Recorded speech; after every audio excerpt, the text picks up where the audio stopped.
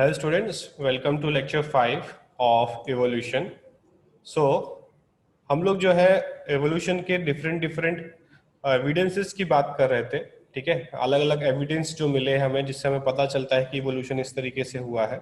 ठीक है, तो एविडेंसेस ऑफ फॉर एवोल्यूशन की हम बात करें तो इनमें से हम लोगों ने प्लेंटोलॉजिकल एविडेंसेस कंप्लीट कर लिए थे. मींस फॉसिल से मिले हुए जो एविडेंसेस हैं वो हम लोगों ने कंप्लीट कर लिए थे. मॉर्फोलॉजिकल एंड एनाटॉमिकल एविडेंसेस हम लोगों ने कर लिए थे लास्ट लेक्चर में, और वो बहुत इंपॉर्टेंट है. उसमें से क्वेश्चन सबसे ज्यादा आते हैं तो उस पर सबसे ज्यादा ध्यान देना. ठीक है, homologous organ, analogous organ, convergent evolution, divergent evolution, ये चारों में से बहुत इंपॉर्टेंट क्वेश्चन आते हैं. उसके बाद एडेप्टिव रेडिएशन हम लोगों ने पढ़ा था. ठीक है, और हम लोगों ने बायोकेमिकल एविडेंसेस देखे थे. ठीक है, जो कि सेंट्रल डॉगमा होता है वो कॉमन है सबके अंदर. ठीक है, अब हम लोग आगे के कुछ एविडेंसेस की बात करते हैं, जैसे कि बायोजियोग्राफिकल एविडेंसेस या फिर एडेप्टिव रेडिएशन. ठीक है, तो एडेप्टिव रेडिएशन क्या है? Evolution bye adaptation is the evolution of different species in a geographical area starting from a point. ठीक है, तो सिंपल क्या है एडेप्टिव रेडिएशन का मतलब? Evolution bye adaptation.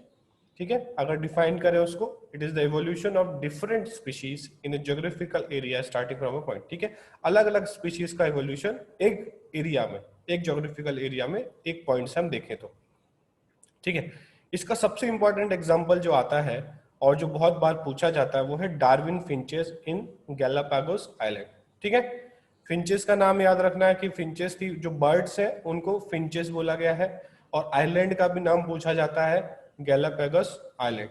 ठीक है, तो ये डार्विन जो है इस आइलैंड पे गया था और उसने वहां पे ये सारी चीजें ऑब्जर्व की थी कि एक आइलैंड पे जो फिंचेस हैं उनकी बीक जो है वो अलग अलग आइलैंड पे, अलग अलग एरिया में उनकी बीक्स जो है वो डिफरेंट है. क्यों डिफरेंट है? क्योंकि किसी को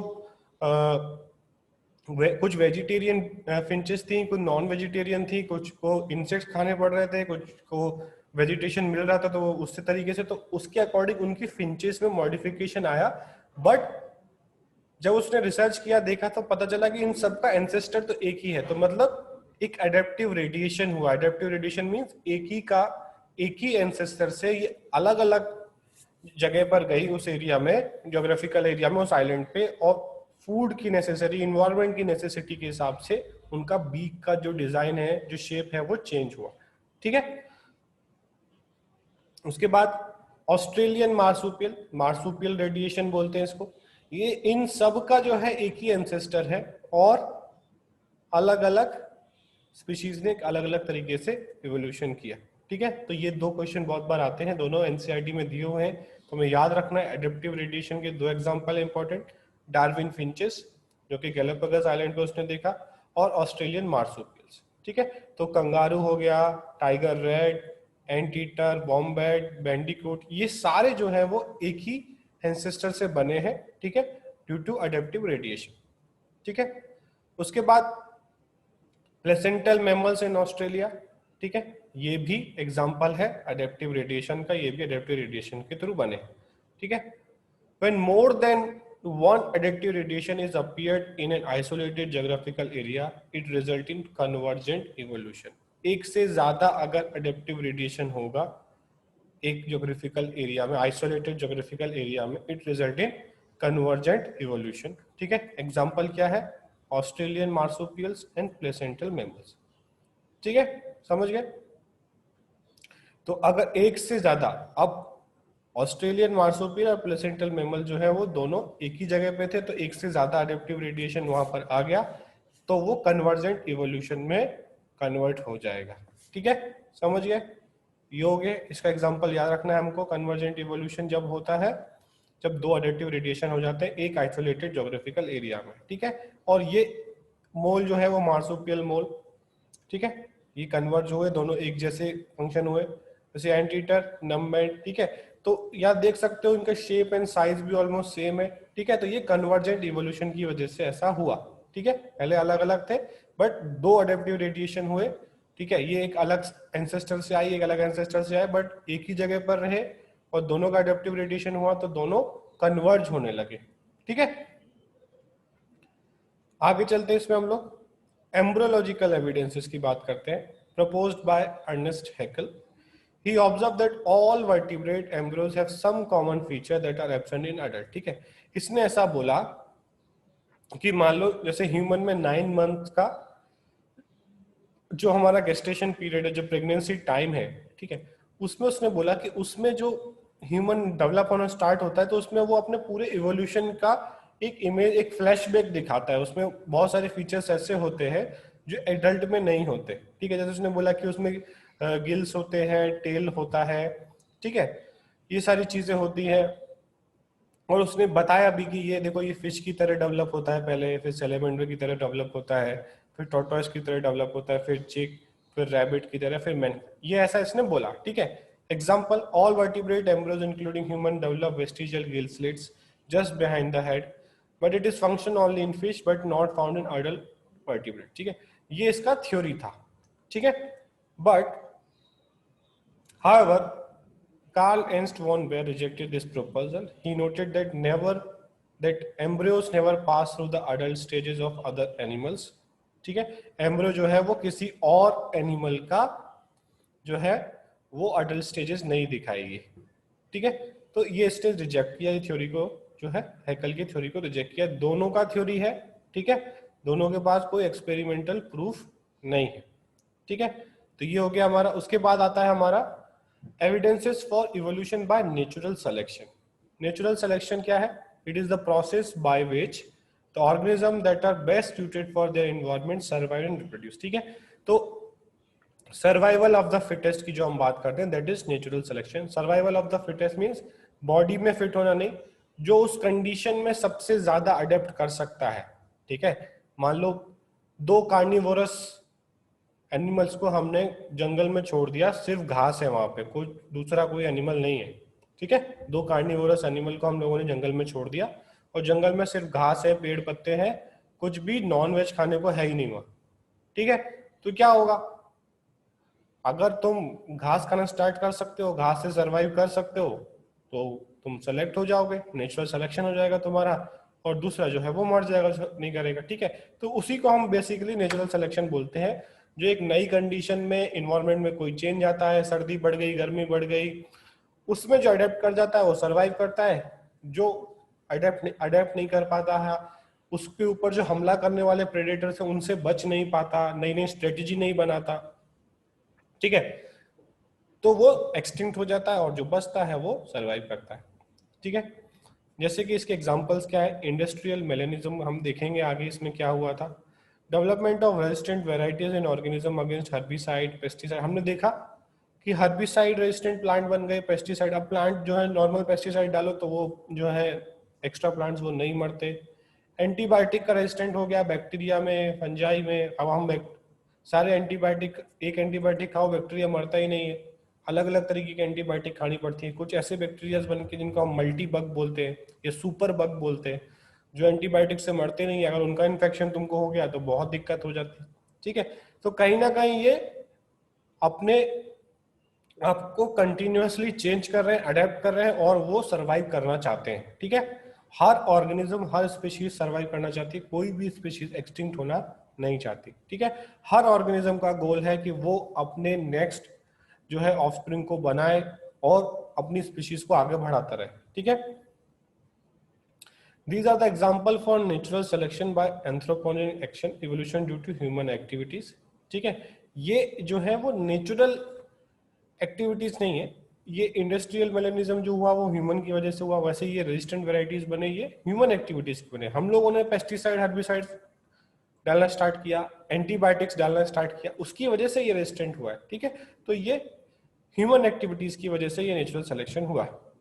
एक एक करके देखते हैं इसको। इंडस्ट्रियल मेलेनिज्म क्या है? जब इंग्लैंड में इंडस्ट्रीज नहीं थी, ठीक है, तब इंडस्ट्रीज नहीं थी, before industrialisation in 1850, there were more white wing moth, ठीक है। तब वहां के पेड़ों के ऊपर ये जो मॉथ जिसको हम बोलते हैं, छोटा सा जो बटरफ्लाई जैसा होता है छोटा सा, उसको मॉथ बोलते हैं। व्हाइट विंग मॉथ बहुत थे ट्रीज पे, दैट डार्क विंग, ठीक है। तो डार्क विंग जो है वो मेलेनाइज्ड मॉथ बोलते हैं, ठीक है, और ये व्हाइट विंग है। तो इंडस्ट्रीज जब नहीं थे तो व्हाइट वाले ज्यादा थे, और ब्लैक वाले बहुत कम थे। ठीक है, क्यों इन्होंने ऐसा किया था कि जो प्लांट का ट्रंक था, ठीक है, वो वाइट था, जो प्लांट्स थे वहां पे उनका ट्रंक वाइट था, तो ये उसके ऊपर बैठते थे तो ये बर्ड्स को, चिड़ियाओं को, ईगल्स को वो दिखते नहीं थे, वो छुप जाते थे, एक तरीके से कैमोफ्लाज कर लेते थे। ठीक है, अब धीरे धीरे जब इंडस्ट्रियलाइजेशन होने लगा, आफ्टर इंडस्ट्रियलाइजेशन इन 1920, काफी लंबे तक 70 साल तक ही रहा, more dark wing moths and less white wing moths. ठीक है, अब क्या हुआ, आफ्टर इंडस्ट्रियलाइजेशन ब्लैक्स का नंबर बढ़ गया, व्हाइट का नंबर कम हो गया। ऐसा क्यों हुआ? Before industrialisation there were thick growth of white colour lichen covered the trees. ठीक है, तो ट्रीज जो है वो व्हाइट कलर का रहता था। ठीक है, in that background the white wing moth survive but the dark colour moth were picked out by the predators. ठीक है, तो जब इंडस्ट्रीज नहीं थी तो व्हाइट वाला तो जो है देखो यहाँ पे वो दिखते ही नहीं थे। ठीक है, वो कैमोफ्लाज कर लेते थे, बट ब्लैक वाले जो वो प्रेडेटर्स को, बर्ड्स को दिख जाते थे, वो उनको खा जाते थे। ठीक है, तो ब्लैक का नंबर अपने आप कम रहता था, व्हाइट का नंबर अपने आप ज्यादा रहता था। बट क्या हुआ, इंडस्ट्रीज आई। ठीक है, तो क्या हुआ, अब पॉल्यूशन होने लगा, जो है कोल, कोल उस समय इंडस्ट्रीज में यूज होता था, कोल जो है वो डिपॉजिट होने लगा प्लांट्स के ऊपर, गाड़ियां चलने लगी, उसमें से जो धुआं निकलता है उस साइड में प्लांट्स में रोड के किनारे इकट्ठा होने लगा। ठीक है, tree trunks become dark due to industrial smoke and soots. ठीक है, और लाइकेंस वहां पर नहीं प्रेजेंट होंगे, हमें पता है लाइकेन जो है वो पॉल्यूटेड एरिया में नहीं होते हैं। Under this condition, white-winged moth did not survive because the predator identified them easily. ठीक है, तो समय बदलने में टाइम नहीं लगता। ठीक है, पहले जो बहुत सेफ था वो अभी डेंजरस कंडीशन में आ गया, तो व्हाइट विंग मॉथ जो है वो इजीली बर्ड्स पिक कर लेते थे और उनको खा जाते थे। ठीक है, तो ह्यूमन एक्टिविटी की वजह से ये एक तरीके से एक नेचुरल सिलेक्शन हुआ। समझ गए? आगे चलते हैं इसमें हम लोग।